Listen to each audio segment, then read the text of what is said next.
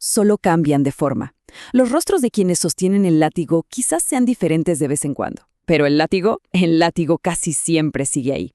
Hoy nos adentramos en un análisis profundo de uno de los relatos más impactantes y vigentes de la historia moderna, derivado, por supuesto, del clásico absoluto de George Orwell. Al observar cómo se desmorona esta utopía paso a paso, es casi imposible no adoptar esa mirada cansada, esa perspectiva un tanto cínica de alguien que ha vivido demasiado tiempo. Imaginemos a un viejo burro que ha visto demasiadas promesas rotas y que en el fondo siempre supo cómo terminan estas historias. Bueno, vamos a entrar de lleno en esto. Todos los animales son iguales, pero algunos animales son más iguales que otros. Fíjense en esta frase porque es la paradoja definitiva. Literalmente es la sentencia que condensa toda la tragedia que estamos a punto de presenciar.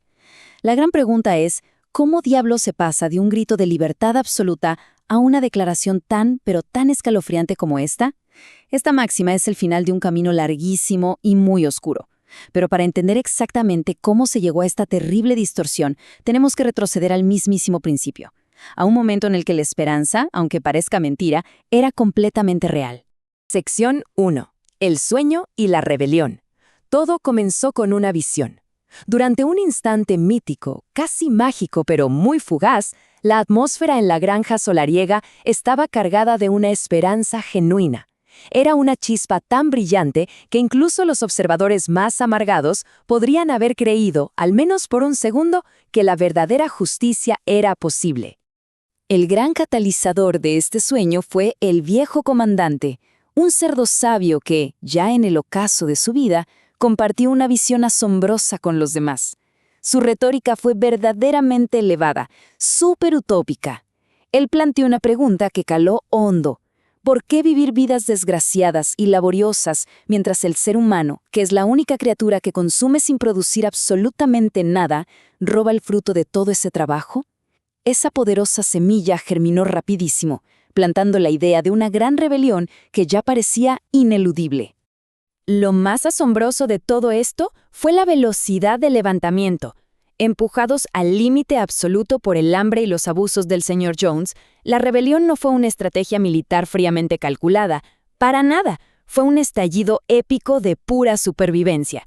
Imagínense, en un evento histórico de apenas 3 días, los oprimidos derrocaron al opresor. El primer día Jones se emborracha y los olvida. El segundo, los animales hambrientos rompen las puertas y expulsan a los humanos, que huyen aterrorizados. Y para el tercer día, ya estaban quemando látigos y cadenas. Y de las cenizas de la tiranía, nacía oficialmente la granja animal. Pasamos a la sección 2, los 7 mandamientos originales. Con la revolución ya consumada, surge de inmediato la necesidad de orden. Y al analizar la formación de esta nueva sociedad, pongámonos un poco académicos por un momento porque es fascinante. Lo que hicieron los líderes no fue simplemente dar órdenes al azar, sino fundamentar los pilares de una teoría política completamente nueva. A este nuevo y riguroso sistema de pensamiento lo bautizaron como animalismo. Y miren, se trataba de una filosofía pura y de altísimos vuelos, basada 100% en las enseñanzas del viejo comandante. El concepto central era impecable, crear una unidad perfecta entre todas las especies animales, con una advertencia estricta de que, tras vencer al hombre, jamás, bajo ninguna circunstancia, debían adoptar sus vicios destructivos.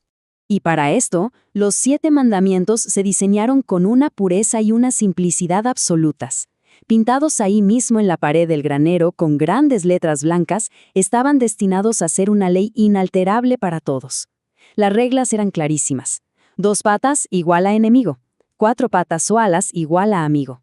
Nada de usar ropa, nada de dormir en camas, 0 alcohol y la regla de oro. Ningún animal matará a otro animal, porque en esencia todos los animales son iguales.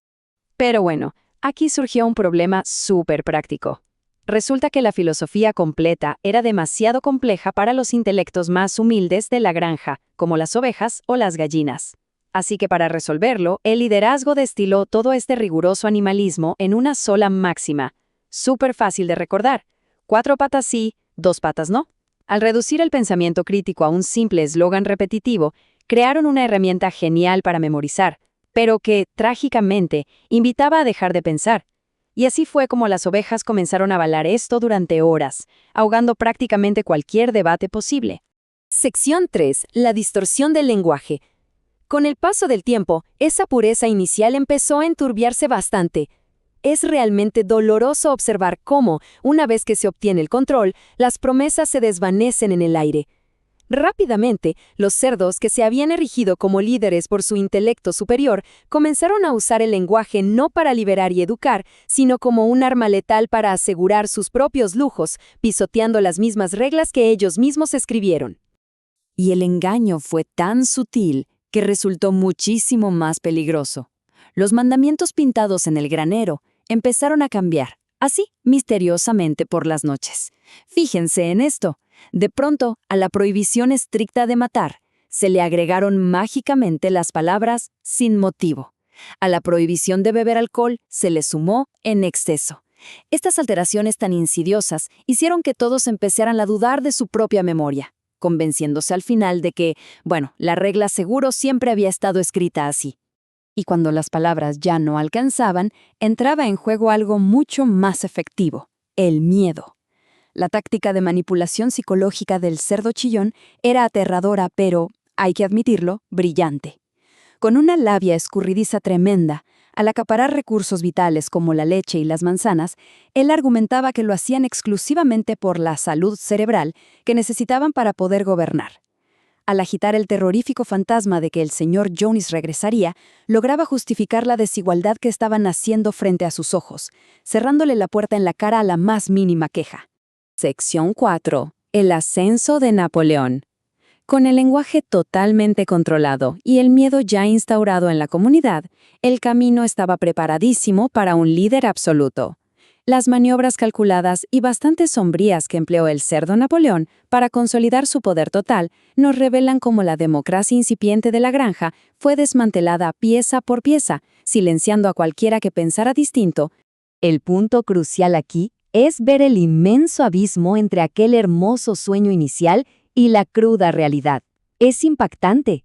La granja descendió a una velocidad alarmante hacia un totalitarismo brutal.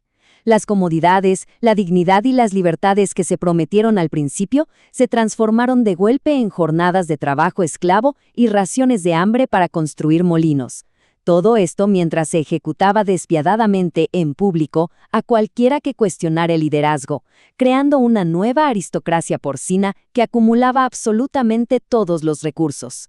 Y para lograr esta obediencia ciega y total, Napoleón usó un combo infalible: terror puro y propaganda implacable, criar cachorros en secreto para convertirlos en su guardia personal y feroz.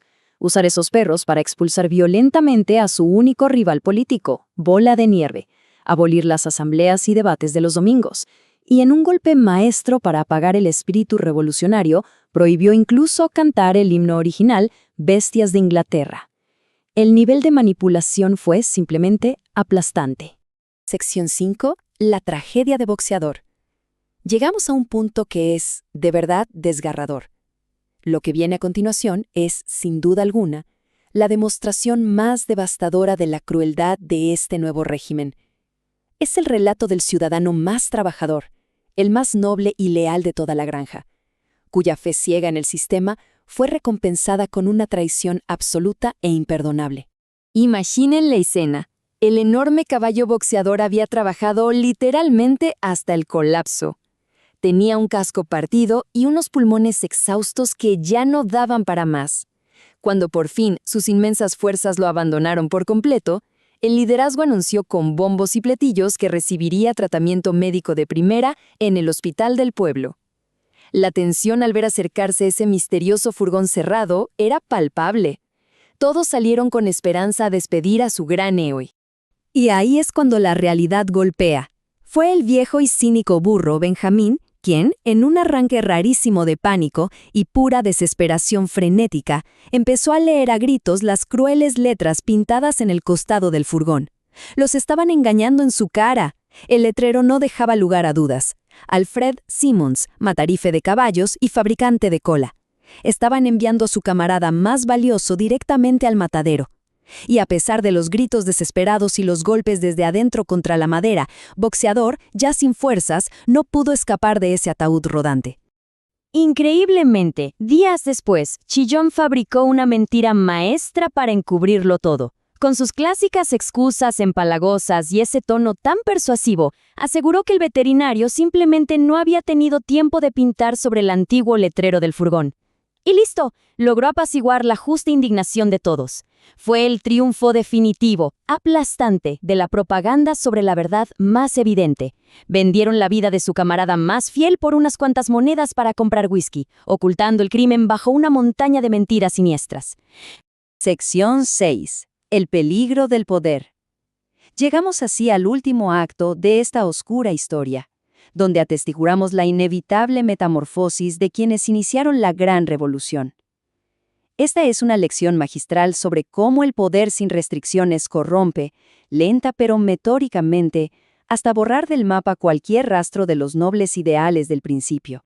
Fíjense cómo se dio esta metamorfosis, porque fue una escalera descendente y súper trágica paso a paso. Primero, se mudaron a la casa del señor Jones. Luego, empezaron a adoptar esos lujos prohibidos, como dormir en camas de verdad y beber alcohol. Más tarde, ya estaban usando dinero y comerciando sin pudor con los enemigos humanos.